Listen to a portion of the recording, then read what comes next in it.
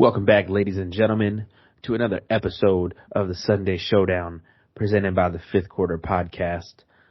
I just want to jump out and say, excuse me if I sound sick. I'm a little stuffed up.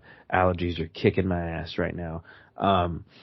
But that aside, let's just dive right into the question of the week.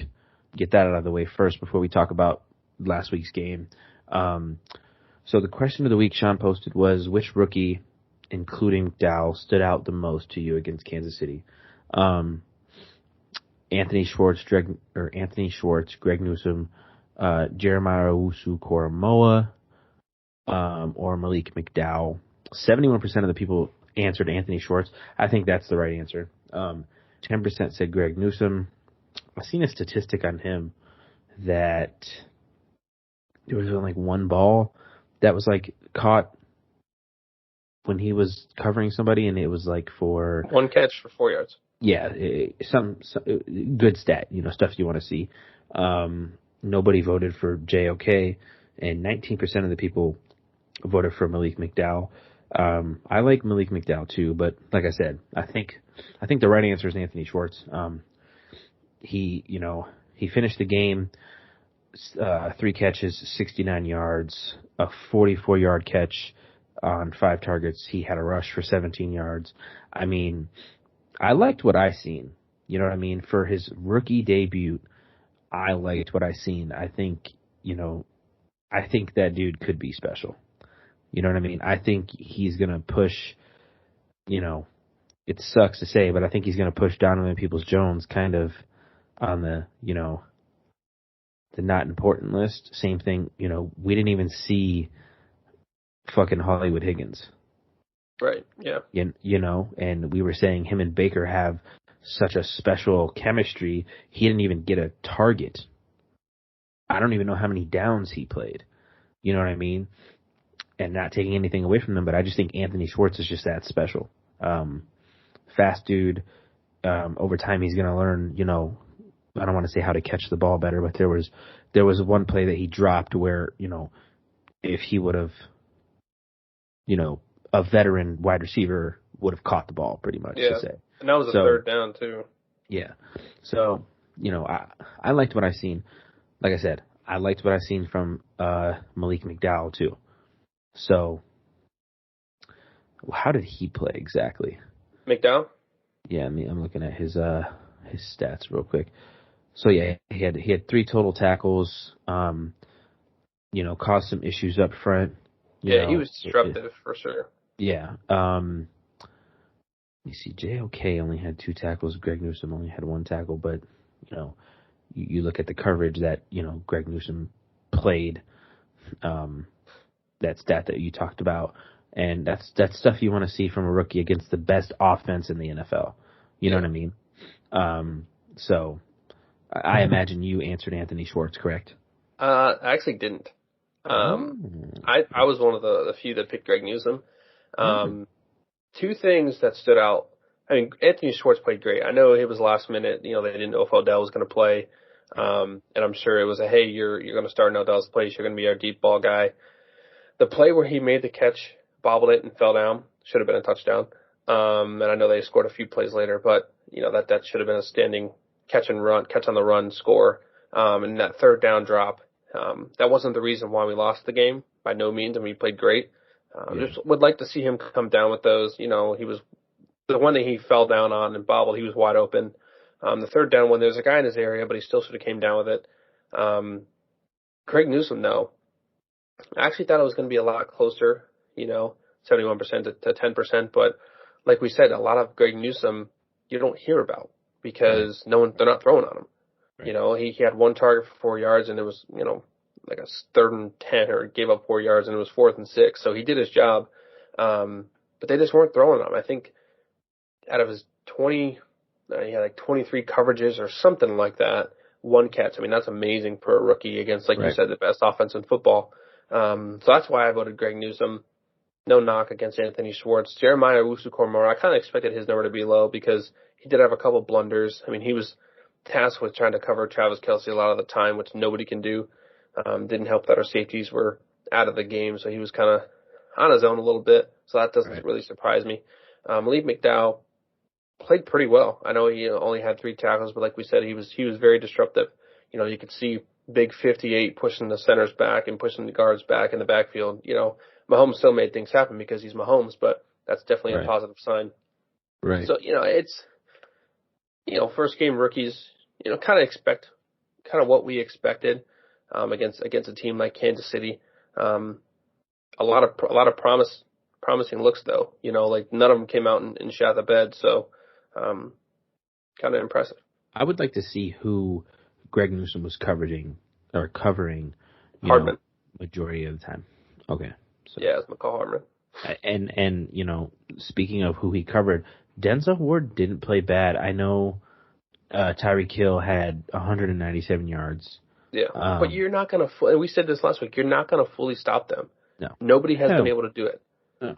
No. Like since 3 years ago, since they started winning Super Bowls, nobody's been able to stop them completely.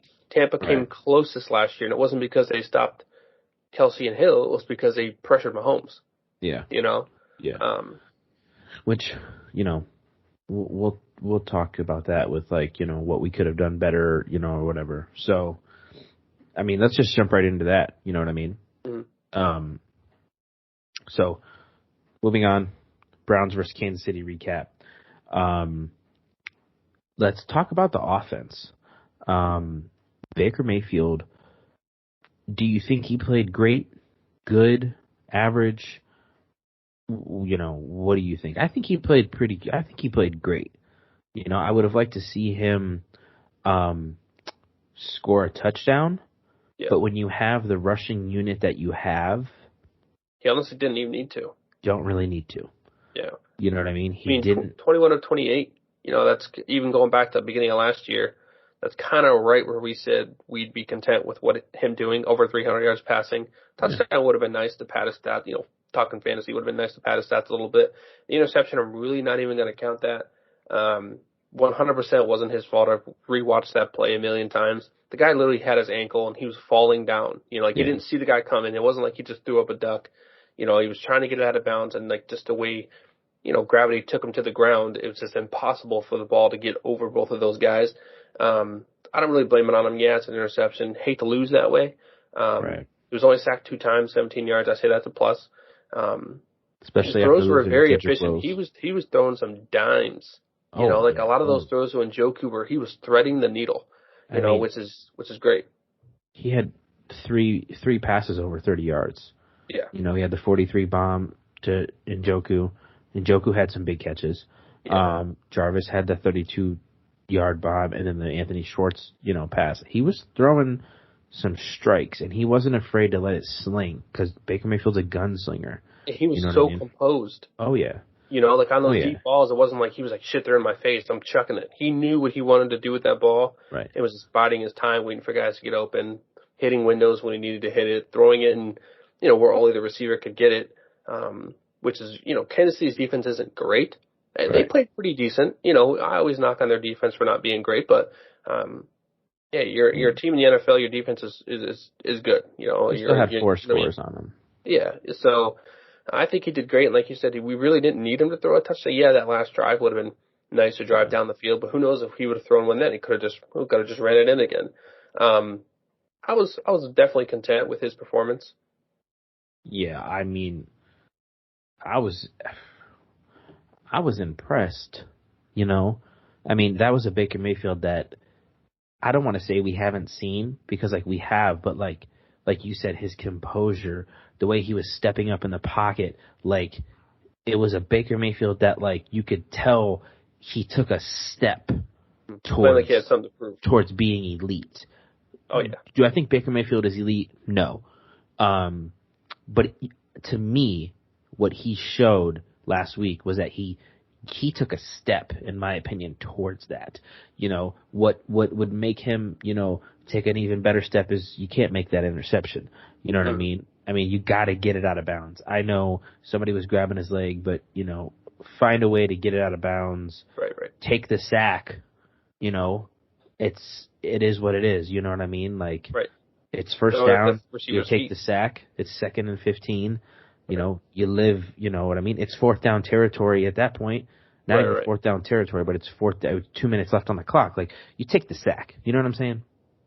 But, you know, you live and you learn, and the game 100% wasn't on Baker Mayfield. And overall, I was impressed completely with Baker Mayfield, just the offense in general. You know, the offense looked good, you know. Yeah, the game plan was phenomenal, right out of the gate. Sure. And I like that. Run, all the way down the field. Yes, literally. And then we went for two. Kareem Hunt scored the 2-point conversion. Yeah, I love it. I love the aggressiveness. So, that's what I want to see, and Stefanski knows what he's doing. Like we said, you know, last week and, you know, prior to, Stefanski knows what he's doing, and I trust him. So, you know, so the defense, I don't know, man. I think the defense, you know, they needed to step up. You know, I mean, there was one moment that I think threw absolutely everything out of whack, and after that, it was no one really seemed like they knew what they were doing. Was Harrison getting ejected? I think Joe Woods that was in the first quarter. I know. I think they threw their game plan out of the window after that because they had to put MJ Stewart at safety. Yeah. You know, safety help is how they were going to try and stop Kelsey and those guys, but they couldn't do that with MJ Stewart because he's not a traditional safety. You know, he's not Ronnie Harrison. You know, he's not John Johnson. You know what I mean? So we only had him. We didn't have Grant Delpit. We had Richard LeCount who got a few plays, but I think that really threw everything out of whack. You know, they were practicing all week with Harrison, probably helping over top with Hill and Kelsey, and Stewart probably got some practice in there, but I guarantee it wasn't as much as Ronnie Harrison. You know, and that just, you know, to me, I think that's what threw everything out of whack. John Johnson getting beat deep, unfortunate. I think he stops that play probably 9 times out of 10. He literally turned around at the wrong time or turned around the wrong way and didn't see the ball. You know, those things happen to everybody. Everyone has a blunder. The main issue with the defense in this game, which you can put a little asterisk next to it because, again, we were going against Travis Kelce, was the linebackers. I agree. We couldn't stop anything. Couldn't stop anything underneath. We let Mahomes run around. You know, he broke Mac Wilson's ankles on his score. Can't have that. You know, we knew going in linebacker was going to be our biggest issue, and it showed. Whether they didn't want to put all of the weight on Joke in the first game, I get it. You know, his first game experience, you don't want him going out there and looking absolutely foolish. But he even missed some coverages and missed some tackles. But we got to figure it out. If we're going to meet Kansas City again down the road, you can't let Travis Kelce catch 10 passes for 100 yards or whatever the hell he did. I know he scored a couple times, but yeah, he was 6 receptions, 76 yards, 2 touchdowns. Yeah, Tyreek Hill, you know, 11 receptions, 197 yards, 1 touchdown. So you got to contain at least one of them. Yeah, and you know, like the two of them combined had 200 yards plus receiving and 3 touchdowns. Yeah, you know, you take away one of them. They're running game fast. Which we knew. We said that last week. They're not a good running team. Right. And we knew that was going to happen. Plus, our front 7 is pretty good. You know, we just knew that wasn't going to happen. It was going to be by the air. Edward Telaire had 43 yards rushing. That was it. No touchdowns. His longest run was 9 yards. The biggest thing for me is the pressure on the quarterback. Yeah. Like, we didn't, you know, how many times did you see them send, you know, pressure to the quarterback? Right. You know, outside of the defensive lineman, yeah. Yeah. I mean, Myles Garrett got 1 sack. You know, Joe Jackson, I don't even know who the hell that is. He got a sack as well. Mm-hmm. But it's like, with the front that we have, the front 4, you know what I mean? Right. And, you know, in Myles Garrett and Malik McDowell and Jadeveon Clowney and, Malik Jackson's another one. It's like, you know, what's going on, you know? Yeah, I mean, there was a couple times where if they didn't hit Mahomes, they were very, very close. Like, if they had another half second, they would have got to him. Yeah. You know, there was a couple times where I seen Clowney, literally, his hand had Mahomes' jersey. It was close to grabbing his jersey, and Mahomes just slipped out or threw the ball away to somebody else. But again, that kind of goes hand in hand with the secondary. Harrison not being out, who knows? We may gain that extra second on coverage. You know what I mean? The linebackers are playing different schemes, or, you know, we have help over top where you get that extra second. and you do get to Mahomes. I mean, it's hard to get to Mahomes anyway. Like I said, it's one of those things that just rarely happens. Tampa's the only team that's been able to do it. Well, yeah, I absolutely agree. Defensive line's got to get that initial pressure, and the secondary the back end has to just, Yeah, and stop playing so goddamn conservative. So conservative, bro. You know what I mean? Like I said, it seemed like their game plan 100% shifted as soon as Harrison was thrown out. They were playing zone. Everyone was playing back, trying to stop the big play. And it's like, dude, you can stop the 40-yard play, but they're just going to get 10 4-yard plays and score anyway. Yeah, because anytime they try to stop the long play, guess what? Travis Kelce right over the middle. It's a 15-yard pass, and they get to the end zone in 3 more plays than they would have on one play. Right. They got to figure out how to kind of be the happy medium where we can play man-to-man and we have, Owusu-Koramoah coming off the edge on a blitz. It didn't seem like they really sent pressure. That's what I was saying. They didn't send... They didn't throw any blitz packages in there. I mean... Myles Garrett and Clowney are great, but you can't expect them to get to the quarterback every single time with no help. Yeah. I mean, not saying they didn't have help, but that's why you send blitzes for the tackle to pick up that extra guy, and Clowney and Garrett aren't getting double-teamed, you know what I mean? Like, if it's 5-on-4, the numbers are in their favor. Right. And they have the running back in the backfield as a chip block, so 6-on-4. You're going to lose. You got to mix it up and throw some blitzes and send guys in different gaps. It seemed like they were literally just going every time man-on-man trying to get around them, Yeah. I mean, yeah, and we can talk about the defense all we want, about, things they could have done better, blah, blah, blah, but, you can't make stupid mistakes too. You know what I mean? I don't think the defense 100% lost us this game. But it definitely helped. But then talk about the muffed punt, the rare Nick Chubb fumble, which was like not his fault. The defender comes in there, just punches it out like a bullet, just punches it out. It is what it is. Nothing you can really do. And then the Baker interception, like we talked about, like you got to get that ball out of bounds or take the sack or something like that. The one thing I will say about those turnovers, sorry to cut you off, is that's what won Kansas City the game. Yeah. I mean, the Chubb fumble, they went down and scored, then we went down and scored, and then, the muff punt. Fucked us. And then, I think it was after one of our field goals and one of our touchdowns is when they had that Tyreek Hill long 75-yard touchdown. But I'd say those two key plays, and I'll kind of push Baker's aside. Yeah, it was on the last drive. We shouldn't have even been in that position, though. We should have already had the lead. We should be running the clock out at that point. Right. The Chubb fumble, and Chubb's a great guy. He rarely fumbles. Yeah. They made us pay for that. And it was a very quick score. I think they scored in like 2 minutes or something crazy like that. And that's a team that you have to understand how costly turnovers are, because they're going to make you pay perfect. They're going to make you pay every single time. Every single time. Like the Gillian punt, the fumble, he still should have kicked it. He could have kicked it. Listen, that's what I said. Why not even at least try to kick it? You kick it 35 yards, it's better than them getting the ball at the 15-yard line. Literally. At that point, they're going to score. It's inevitable. Whether it's going to be a field goal or a touchdown, they're in scoring position. Unless you create a turnover, they're getting points. So that one immediately directly affected us. The Chubb one, I think they got it at like the 40 or 50. Not quite in field goal range. Defense could have made a play, a sack, fumble, whatever. Yeah. Which I think they did score on that one too. But at least you have a chance at that one. The Gillen one, like I said, they're already in the red zone. It's hard to stop the ball, the other team, when you give them the ball right there. Yeah, I think a lot of pressure was like on the Browns in this game. Think about all the hype leading up to the game.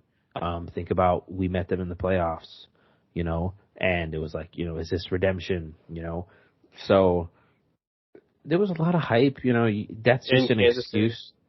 In Kansas City, that's just an excuse you can't really make. And I'm not making it out as to be an excuse, but, I 100% think that we will see the Chiefs again in the AFC Championship. Oh, I believe so too. I mean, if the Browns offense plays like that, like Stephen A. Smith came out and said Baker, like the Browns are the real deal because Baker Mayfield was playing great and that they're a championship contender. I mean, the Browns lost to the Chiefs, but they made a statement. Yeah, they didn't lose. They You know didn't what I'm come out and saying? lose 33-6. Right, or get their fucking ass whooped. Yeah, I was gonna say when I turned on ESPN on Monday, I was kind of nervous as far as what they'd say. I thought they would blame Baker for the loss and all that stuff, and they actually didn't. They were saying, "Hey, the Browns lost this game, but if they play a perfect game next time, Kansas City's going home." Right. You know what I Right. mean? Like they're It's saying not the like Browns have the game plan. They have the formula to knock off a team like Kansas City if they don't beat themselves. yeah. It wasn't that Kansas City was better than the Browns. It was the Browns beat themselves. And think about like you said, we didn't get beat like 30-0, like we did last year against the Ravens 2 years ago. We lost 43-13 to the Titans week Yeah. 1. You know what I mean? We got embarrassed week 1. So it's like I'll take it, It's Yeah, I the heard that best. a lot of people were saying on Twitter that were at the game from Cleveland talking to Kansas City fans, and Kansas City fans were saying, like, look, you guys are the real deal. We got lucky. Yeah. They were actually saying that, hey, we should have lost this game, and you basically guys gave it to us. So, Yeah. you guys are the real deal. This is You the know, last time we're going to see each other. So the Browns put the league on notice even though they lost. yeah. Like I said, you can't go tick for tack when it comes to passing the ball with the Chiefs because you just can't because Tyreek Hill and Patrick Mahomes will light it up for a 75-yard touchdown just like they did. But in terms of just overall play, like run plays included, we went tick for tack with the Chiefs.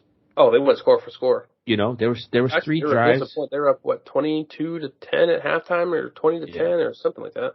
Yeah, but see, we were up big, and then the Chiefs scored 3 straight touchdowns, and we went 3 straight. Like, it wasn't 3 and outs, but it was like 3 straight, scoreless drives. But like at the end of the day, we went, we went tick for tack with the Chiefs. So I'm taking it positive, taking nothing away from the Chiefs. Still a great team, still the best offense in the fucking league, and I'll stand behind that statement. Oh, 100%. There's no other team in the NFL that has an offense as good as the Chiefs. No. So, with that being said, let's move on. Keep moving forward. Browns versus Texans preview. A lot of people, because I'm in 2 survivors pools, a lot of people are picking the Browns like a lot to win this game. I think like on ESPN, I think 35% of the people in like the world that are playing ESPN Survivor Pool pick the Browns over the Texans. They're 12.5-point favorite. Highest selected 12.5-point favorite. Are you? I swear to God, that's the biggest spread the Browns have ever had. -13, according to Yahoo. Oh, so it went up. Holy fuck! The over and under is 48. Yeah, I'll take 48 over points for the Browns. Yeah, I'll take over for the Browns. But, like I said, bro, people are convinced this is going to be an easy game. Yeah, I don't want to use the T word and call it a T game. I don't. Yeah, I don't want to say that's what it is because it on paper it's not even close. Like sometimes you look at those games and you're like, this could be the one. I don't think this is it because the Texans are just that bad. I know they had a decent week 1 game and they played the Jaguars, Jags. whoever the hell they played. I don't even count those stats. I mean, I know Tyrod threw for 250 and 2 touchdowns. It's the damn Jaguars. This should be a very, I don't want to say easy game. This should be a very solid game for the Browns and their offensive game plan as well as their defensive game plan. Like if you're going to have a game after a game where you have some mishaps and you need to iron some things out, it's against a team like the Texans, where, there's a lot less pressure. You're not as, I don't want to say stressed because every game is stressful. You know what I mean? Like you're not playing Patrick Mahomes. You're not playing Travis Kelce. You're not playing Tyreek Hill. Yeah, they have Brandon Cooks, but he ain't Tyreek Hill. So I think this is a perfect game to kind of iron out those kinks, see what works, find your rhythm, and then go from there. Now, I'm looking at the injury report. Have they said anybody that's officially out? Anthony Walker. Because they have Jedrick on here is questionable, J.C. Treader is questionable, Anthony Schwartz is questionable. The only one that I know is really up in the air from what I've heard is Jedrick Wills. Schwartz was back at practice yesterday, is limited. Troy Hill was back limited. Same with Hubbard. Is Hubbard hurt or is he good? Oh, I think Hubbard's out for sure. Pretty sure. He's not on, but yeah, I know that they're grooming Hudson to play left tackle if Wills can't go. Which, from what I understand, I didn't know this. He played left tackle quite a bit at Cincinnati, so I'm comfortable with that. Okay. It's not like you're throwing a center. I mean, I know he switched positions, but he did play left tackle quite a bit. Yeah. So it's basically just getting him re-familiar with what he was used to. So I'm okay with that. You know, it's unfortunate he's got to switch positions in a crunch, but he's very good. Everything I've watched on him and read on him is the Browns are super high on him. So I'm not too concerned with, you know, if Wills is iffy, sit him out. Get him healthy. Yeah. You know, like it's not like it's the last game of the season and we need Jedrick Wills. I mean, we need him, but we need him healthy. Oh, for sure. You know, like I don't want him to go back out there and tweak his ankle again and be out for even longer. So yeah, I'm confident with Hudson. If he has to step in, let him step in. I'm almost thinking that's probably the game plan, that they're just not going to say it. You know, because Stefanski likes to keep things close to his chest, but I'm comfortable with that. You know, the Anthony Walker one I'm a little nervous about because he's such a leader. And I don't have any faith in Mac Wilson at all. But and the thing with Malcolm Smith, I don't hate him starting because he's a veteran. He's played around and he knows kind of what things are going on. Right. I think in a game like this, he'll play well. Like, again, he's not going to be guarding Travis Kelce. I don't even know who the Texans tight end is. But then we're going to get to see more Owusu Koromora. Yes. You know, like we're going to see him a lot more this week, I bet, than we did last week, which I'm completely okay with. But the longevity of it, like who's going to be the defensive leader now with a Walker out? I would think it'd be John Johnson. That's what I would think. Because he did it in LA as a safety, so he can definitely do it, you know, as far as calling plays and getting guys in the right position, that sort of thing. Right. So I'm not too worried about that. You know, I want Walker to get healthy, and I heard it's only going to be 3 weeks, which looking at the next 3-4 games, if someone's going to get hurt, I'd rather it be right now, before we get into the harder stretch of games. But, you know, the linebackers that are going to be playing have to step up because people get hurt all the time. You don't want to just rely on Anthony Walker for 17 games and just assume he's never going to get hurt or banged up or miss a play or two or whatever the case may be. The guys behind him have to step up, you know, and this is another one of those games where if you're going to step up and make some plays without having a ton of pressure on you, it's against the Texans or a team like the Texans. You know what I mean? Yeah. So their go-to tight end is Pharaoh Brown. Yeah, exactly. Played for the Browns in 2019. I don't think he played 9 games. He had 2 targets, 27 yards through 9 games. Trash. But I'm just looking at last week. Tyrod threw to him 4 times for 67 yards on 5 targets. So, you know, he's got him, Brandon Cooks, Danny Amendola, David Johnson coming out of the backfield. Philip Lindsay. Mark Ingram, Rex Burkhead. Nothing I'm too, super worried about. You know what I'm saying? No. I mean, I would take Clyde Edwards-Helaire over Mark Ingram running the ball out of the backfield if you ask me. Oh, yeah, 100%. So I think, you know, in terms of defensive game plan, put pressure on Tyrod and don't let him use his legs. The Jags didn't really. He had 4 rushes for 40 yards. I mean, he had a 30-yard rush, so, you know, you can't... 4 rushes, 3 rushes for 10 yards outside of that. Yeah, so you can't really let that happen, but, you know, it is what it is. It seems like, and I know they only played the Jags, but he threw the ball 33 times. It seems like that's what their identity is going to be. And I know they said that they were going to be a running offense, which I didn't believe just looking at the running backs they had. Right. And you could see it last week. Each running back had 6-7 carries, nothing crazy, against the Jags. Mark Ingram had 26 carries. Oh, he had 26. You're right. Yeah, I just saw that. Tyrod had 4. Philip Lindsay had 8, and David Johnson had 3. So yeah, they may try and run the ball with Ingram quite a bit. He's an in between the tackle type of runner. He's not like Edwards-Helaire, who likes to get outside the tackles and create space. I would think that's more, you know, Philip Lindsay. So I'm sure he'll be sprinkled in. But if the defensive front does their job, Ingram's not going to run for 85 yards and a touchdown. It's just not going to happen. You know.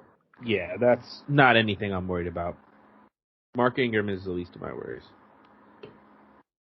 Yeah, Right. I think we man up Ward with Cooks.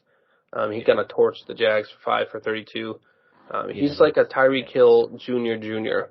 You know, like he's a speedy guy. He always kind of finds a way to get open, that sort of thing. But it's nothing really to oh my God, we're facing Brandon Cooks. You know what I mean? Like defensive backs do their job. Greg Newsom, actually, you probably don't even need to shadow Ward with him because Greg Newsom can do exactly what Denzel Ward does. So, you know, wherever he lines up, that's who's guarding him, sort of thing. So secondary should be okay. I know you said they have Danny Amendola, who's kind of like a slot guy, short intermediate routes, that sort of thing. Just don't let someone like that be you. You know what I mean? Like, it's going to be Greedy or Troy Hill probably who's covering him in the slot. Just do your job. If he catches a 3-yard pass, whatever, you know, just don't let him beat you deep, basically. Right. Yeah. I mean, you don't have Tom Brady throwing to him, so. Right. I mean, what I want to see is Or a lot Matt more Stafford. blitzes. Yeah. You know, like they may run more nickel this week because Delpit's playing, thank the Lord. So they'll have Harrison and Delpit, so they may run a lot more 5-man secondary, but you can still send pressure. You know, like send a Wusu around the edge. You know, Yeah, something like that. do we want to send pressure and push Tyrod out of the pocket and use his legs, though? Yeah, but I don't think he's gonna get outside the pocket with Clowney and Garrett True. though. Yeah, you're right. You know, I mean he's average. You know, he's always been very mobile. We know that. Right. But he's not Lamar Jackson. You know what I mean? Like he's not known for making plays with his legs. Like I think even if he gets outside the pocket, he's gonna try and throw it. Tyrod to me is like another Teddy B. Yeah, I think that's Doesn't fair. make mistakes, but doesn't, you know what I He doesn't mean? do anything like I mean, in the past, okay, so in the past, since 2017, mind you, the dude has only played 12, 13, 14, 15, 16 games since 2017. He only has, what, how many INTs and turnovers? Dude has 2 interceptions in the past 5 years, 4 years, 5 years. He's got 2 interceptions and 1 fumble in 16 games. Not bad. no. You know, through a total of 72 games that he's played in his career, he's got 20 interceptions and 10 fumbles, and he's lost 4 of those fumbles. So, just proves my point that he's kind of like a Teddy B who doesn't make mistakes, but he doesn't create. He doesn't do anything risky. Yeah, doesn't do anything special. No. Does he he threw get the the ball job 33 done? times for 290 yards.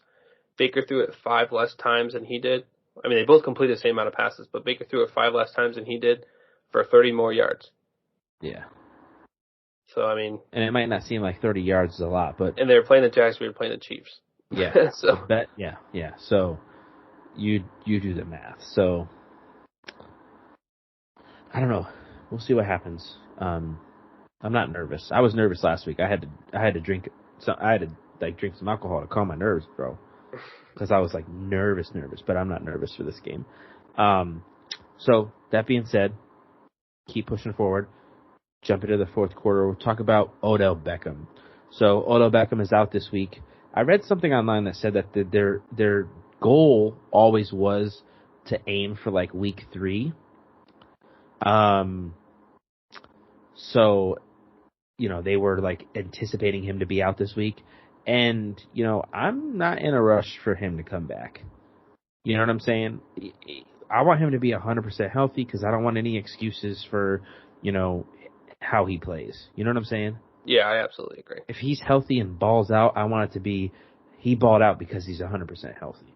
And if he comes out and he shits the bed, and I mean, like, I don't mean shit the bed as in, like, doesn't have a lot of yards or doesn't have a lot of receptions, because that's bound to happen when you have 5 stars on your team.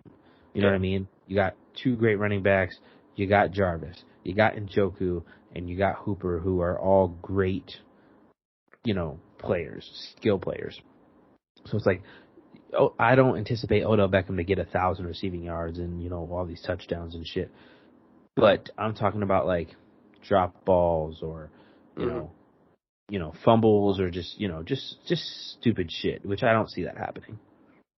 You know what I'm saying? I'm with you. I'm with you. Get him healthy. You know, we know we're I don't want to say Super Bowl contender yet. That may get ahead of myself. We're definitely a playoff contender. Oh, yeah, we missed the playoffs last year. How can you Yeah, not be? you know, like to advance in games like that, you're going to need your star player. And like you said, whether he's catching passes or not, he's going to cause confusion, cause headaches for defenses because of how fast he is, how good of routes he runs, how, you know what I mean, just those little things that you have to account for. If you're rushing him back from an ACL tear and you're starting him, defense are going to be like, okay, he's not 100%. We're not really going to worry about him. Right. You know, so let's get him back to 100% to where he just goes back to his old self of making defensive passes look silly. They were saying, like, in 2019, remember when we played the Jets in primetime and Odell Beckham had like a 96-yard touchdown, yeah. Or whatever, slant across the middle, touchdown. And he was saying, like, you know, his hamstring was, like, tight as shit or, like, you know, whatever. Like, obviously, Odell Beckham healthy is the best Odell Beckham we're going to get. That's common sense. I don't even have to say that. But if you think about last year against the Cowboys game, to me, that may have been not Baker, but Odell Beckham's overall best career game. I'm pretty sure he had 3 touchdowns.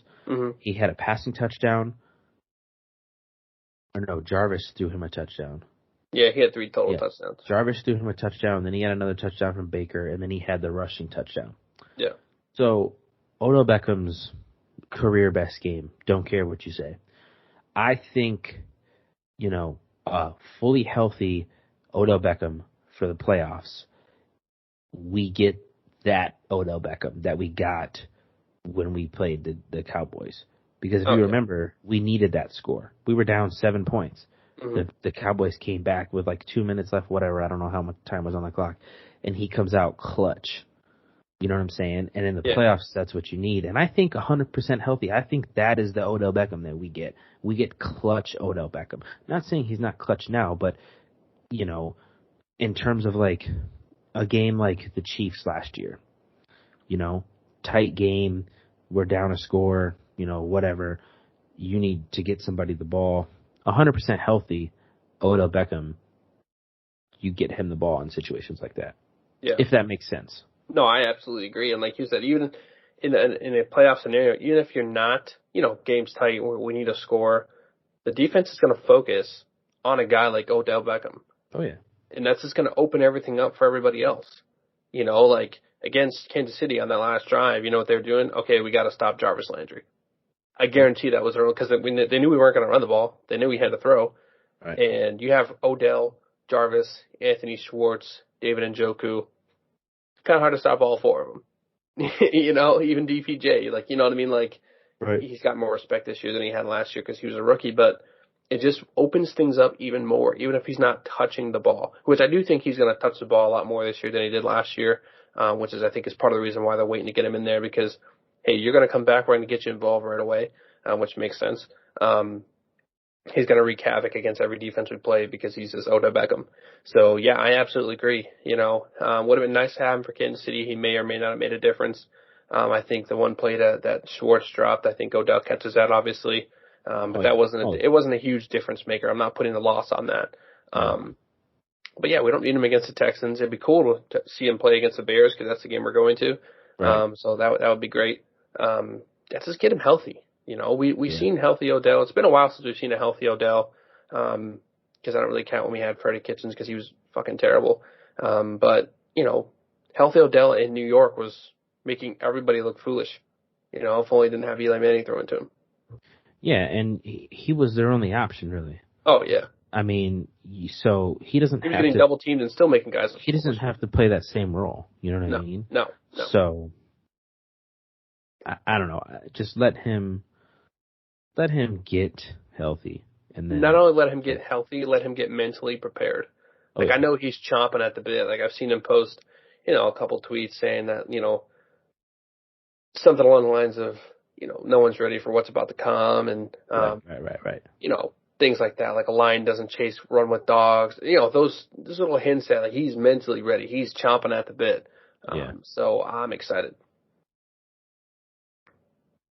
We'll see what happens. So, with that being said, moving on, my favorite segment of the week, quick picks, the locks, and the upsets. So last week we both had 9 correct for week 1. Yep. Look at that. Look at that. Great minds think alike, baby. Let's match it this week. Let's do it again. So, we'll do locks and upsets first. Right? Yep. Okay. So, we both already have one win under our belt because we both picked Washington. Yes, we did both pick Washington. We are recording this, and this will be, I don't want to say posted, but, this is the Washington New York game already happened. Mm-hmm. Great game, by the way. Both picked Washington to win. Taylor Heineke got it done. My guy. Terry McLaurin, my guy. So yeah. So that's one.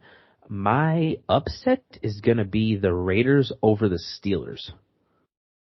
Now, I know. No, I like it. I know. I don't like Derek Carr. Keyshawn Johnson on First Take said that Derek Carr was among 5 other elite quarterbacks in Aaron Rodgers. Keyshawn Johnson clearly has CTE, so. Listen, he said Aaron Rodgers, Patrick Mahomes, Tom Brady, Russell Wilson, and Derek Carr are elite. And I said, huh? What? Like, not only do I think Baker Mayfield is up there with Derek Carr, where's Dak Prescott at? Up there with Derek Carr? Where's Lamar Jackson? I mean, if you're going to put Derek Carr in a conversation, you got to put Lamar Jackson. Yeah. I mean, he won an MVP for Christ's sakes. Where's Dak Prescott? Yeah, that's... Dak Prescott is elite. We're not going to get too deep into the game last week of them, the Thursday night game. Dak Prescott is elite. I don't give a shit what anybody says. His shoulder was a little iffy. It looks a little wobbly, but I think, as the season progresses, hopefully he can get healthier and not worse. Whatever. Anyway, so my upset is the Raiders over the Steelers. I love it. My lock is going to be, actually, no, I'm not going to change my upset. My lock is going to be the Kansas City Chiefs over the Ravens. Ravens start 0-2. I love that one too. I love it.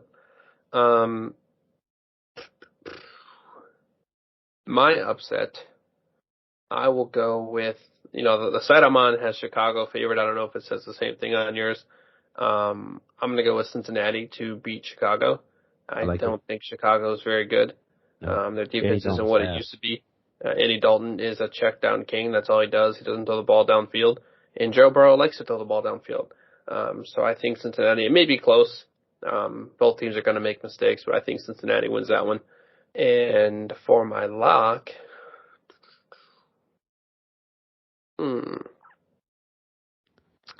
I will go with,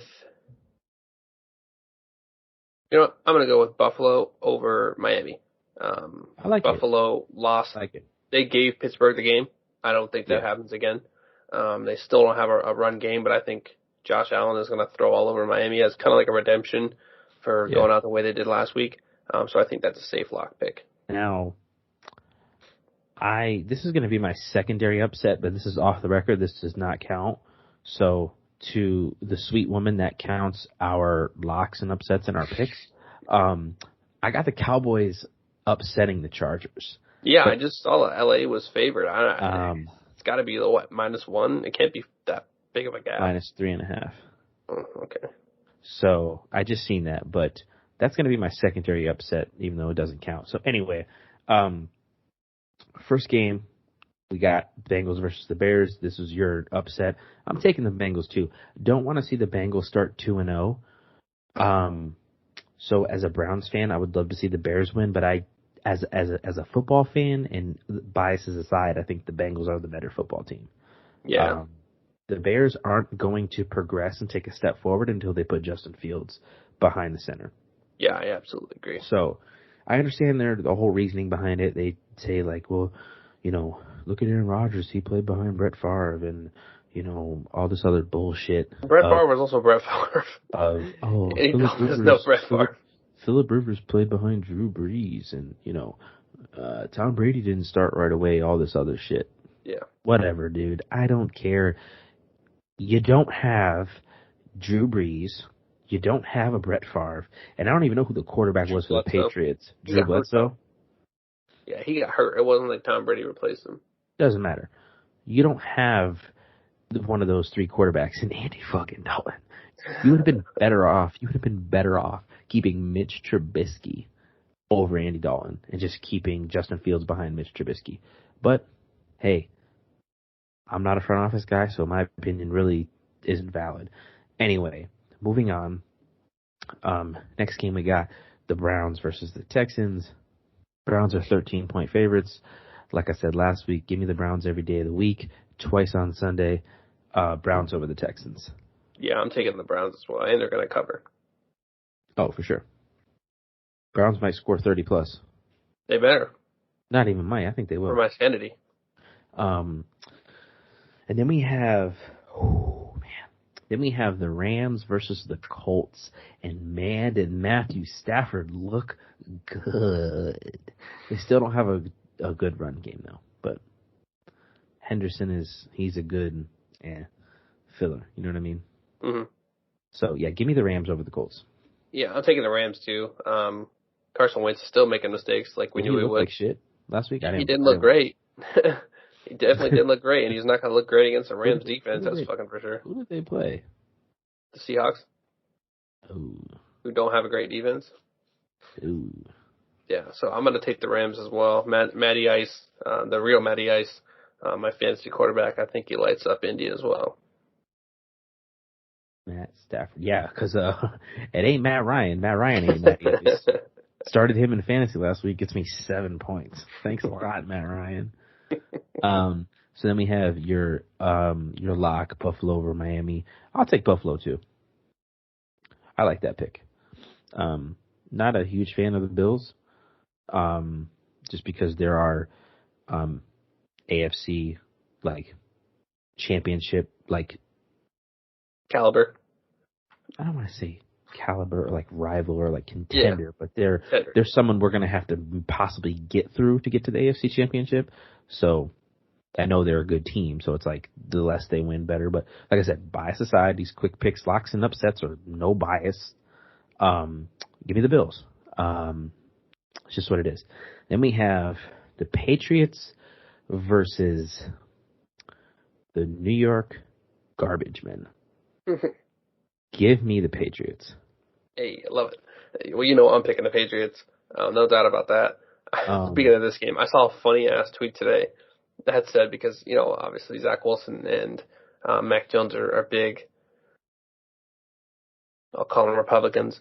Someone said that game was going to be aired on Fox News. Hey, we're not getting political here. It's just, it's I just thought it was funny. But yeah, I'm taking the Patriots as well. And Zach Wilson sucks, so. I don't know why anybody said he should have been picked over Justin Fields. He sucks. Cocaine, that's why. Then we have, this game's going to be good. The 49ers versus the Philadelphia Eagles. Boy, oh boy. I don't know, man. I don't know. I'm going with the Eagles. Yeah, I'm going to take, who'd they play last week?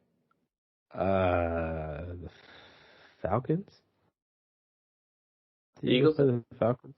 Okay, yeah, I'm picking San Francisco. Their defense is good. Jimmy G didn't make a lot of mistakes this week. Stop it. What? Their defense is way better than the Eagles. It is, but they let Jared Goff throw 5 touchdowns on them last week. Yeah, they were up 38-10 most of the game. Still better. It was the second half. They let off the gas for sure. All right, I got Philly. I'm gonna go San Fran.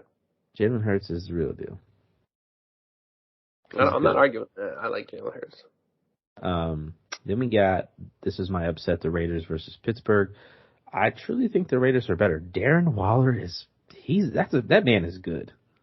That man Yeah, is bro. really I'm with you. I'm taking the Raiders because fuck Pittsburgh, and they upset the Ravens, bro. That was a good ass game. bro. They were They down 14, and shot. they just kept on rolling. And I was You know, talking shit Derek about Carr threw Derek Carr. 52 passes, but they still found a way to win that game. Derek Defense Carr. did enough.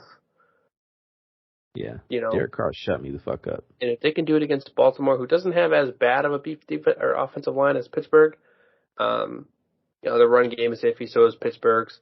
You know, where Big Ben passes Lamar and throwing, Lamar blows him out of the water with running the ball. So yeah.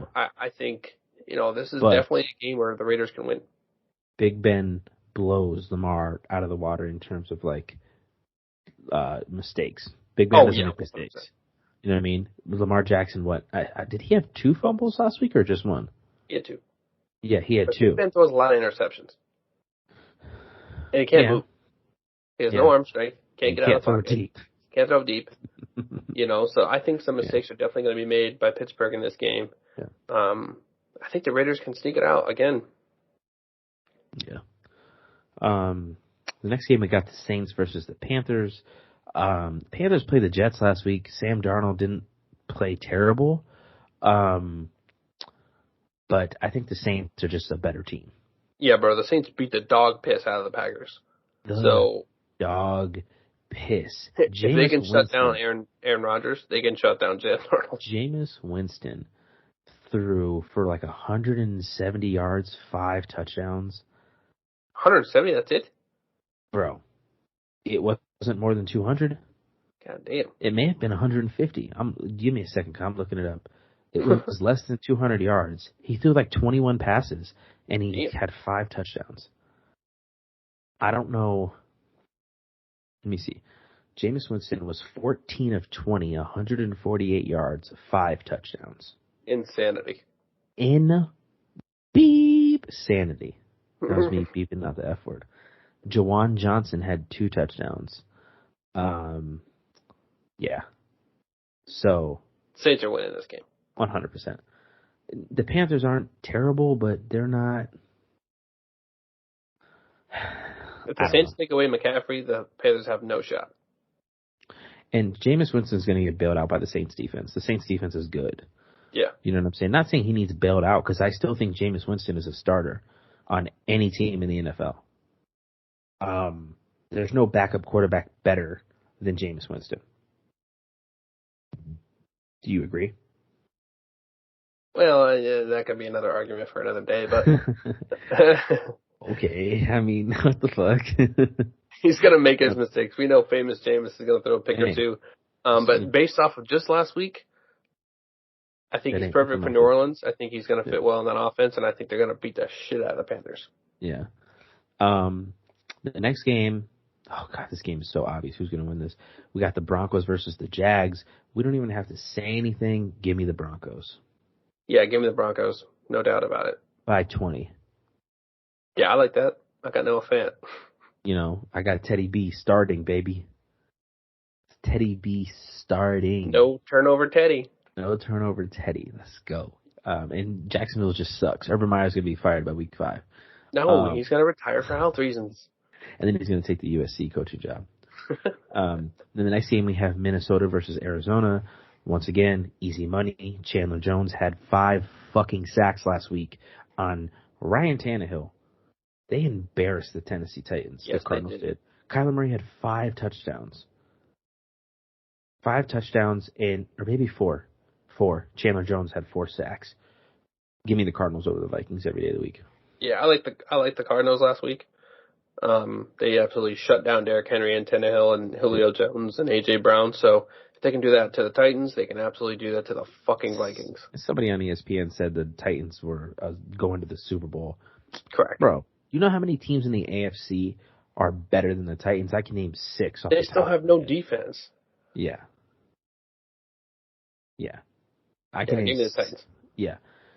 Then we got Atlanta versus Tampa Bay. Do I even gotta say it? Tom Brady's gonna embarrass them. Dude doesn't miss a step. Dude is getting IVs after every game in the fountain of youth. He's not even drinking. He's getting IVs from the Fountain of Youth. This dude's toilet bowl water is Fountain of Youth water. Let's be real here. Like, come on, bro. Like, what the fuck? So, yeah, give me Tampa Bay all the way. Yeah, give me Tampa Bay by 3 touchdowns. Antonio Brown has 100 receiving yards and a touchdown. Yeah, I like it. Antonio Brown is wide receiver number 1 on Tampa Bay. Then we have my secondary upset, the Cowboys versus the Chargers. Give me the Cowboys. Yeah, I'm going to take Dallas as well. I don't hate the Chargers. I think Justin Herbert's good. I like Austin Eckler. But Dallas just has too many weapons offensively. Yeah, the defense has to play good, though. Yeah. That's the key this may be a shootout. This may be a shootout. Yeah, Dak Prescott's going to show up. He's going to throw for 400 yards. You know, Zeke, who knows what Zeke could do? He could rush for 100-some yards, rushing touchdown. Or he could rush for 20. Defense has got to show up. Dallas is hurting. They didn't draft a cornerback with that first pick. Dexter Lawrence is out too. Or DeMarcus Lawrence is out too. What, Micah Parsons, right? Yeah. So while they have him and they have that Van Der Esch at the linebacker position, you're going to get beat deep. Why do you think AB had 120 plus receiving yards last week? Because you didn't draft a cornerback. So it is what it is. Dallas isn't there yet. It is what it is. Still love Dak Prescott. So give me the Cowboys over the Chargers. Then we have the Titans versus the Seahawks. Give me the Seahawks. No question about it. Yeah, I'm going to take the Seahawks too. DK Metcalf is going to have 100 plus 2 touchdowns. If Tennessee's game script doesn't favor Derrick Henry, they lose. And this is not going to be a game where, Seattle's going to score up and down the field. And right. It's just going to take Derrick Henry out of the equation. I don't think Tannehill by himself is good enough to beat Seattle. No. Mm-mm. And like you said, their game plan runs through Derrick Henry. You know what I mean? And if he's not having a good game, it frustrates the whole offense. Yeah, it throws everything out of whack. We saw that last week. So, I mean, look when the Browns played them last year. Derrick Henry didn't do jack shit, and we beat the dog piss out of the Titans. Yeah. Now, granted, that is last year. They have added Julio Jones. They lost A.J. Brown. Yeah. Julio Jones doesn't excite me anymore. No, not even close.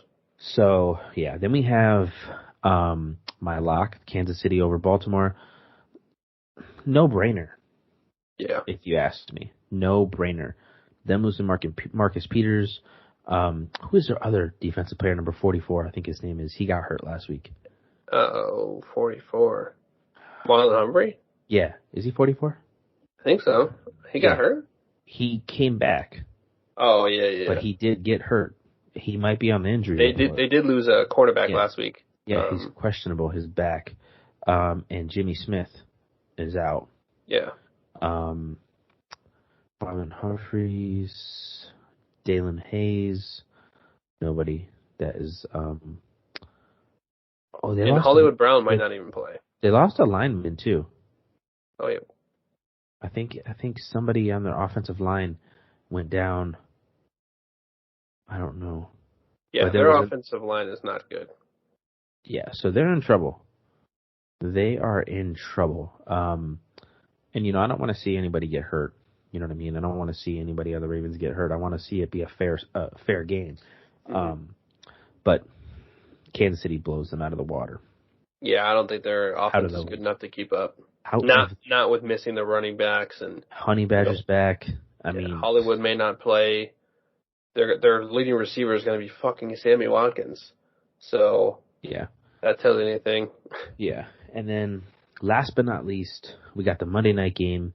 We got Detroit versus Green Bay. As bad as Green Bay played last week, the Lions are worse.